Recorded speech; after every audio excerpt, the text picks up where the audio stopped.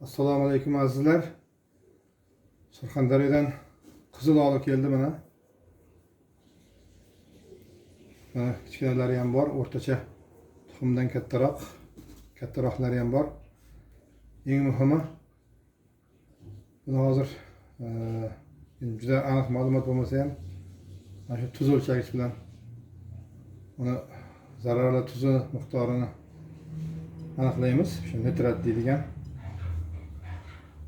qizil olib kattasidan o'lchyapmiz. Odatda kattasi tuz ko'proq bo'lishi kerak. Mana ko'rinayotgan bo'lsa 90 chiqyapti. 90 o'zi 300 bo'lishi kerak me'yor. 90 chiqyapti. 90 milligram, yani kilogramda 90 milligram tuz bor degani bu. Hop. Bizda xuddi shu dehqonimizdan Qumqo'rg'on tumanida Ismoilxon Eshonboyni mehnati baraka topsinlar. Mana endi bu piyozimiz. Piyoznikini o'lchab ko'ramiz. 80 milligram bo'lishi kerak me'yorda. Mana 30 chiqyapti. 30 o'zi me'yor 80.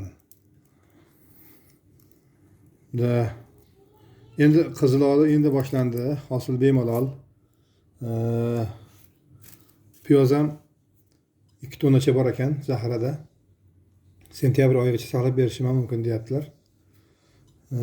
Endi mana o'zlarimiz uchun va guruhimiz uchun, tabiiy toza maqsad iste'molchilari guruhi uchun yerolma ham bu yil tajriba qilib ko'rishgan edi. Yerolmani kam edi. O'zimiz guruhimiz uchun ozgina oldik. Keyin qolganini o'zlari ehtiyojlari uchun ishlatishgan. Bu tugab qoldi. Zaxirada yo'q. Shunday bo'lsa ham mana eng kattasidan ko'raylik. O'lchab shu tuz me'yorini ko'rsatadigan bo'lsak, mana 260 ko'rsatyapti. Mana eng kattasini olganimizda o'zi bu ruxsat berilgan me'yor yashil turibdi. Asli 250 me'yor o'zi. 260 ham yashil turibdi, ruxsat berilgan me'yor. Endi odatda yer olma ko'proq oladi tuzli yerdan, yer osti mahsuloti, lekin piyoz ham ko'p olish kerak. Mana piyozda kam chiqyapti. Xullas hozir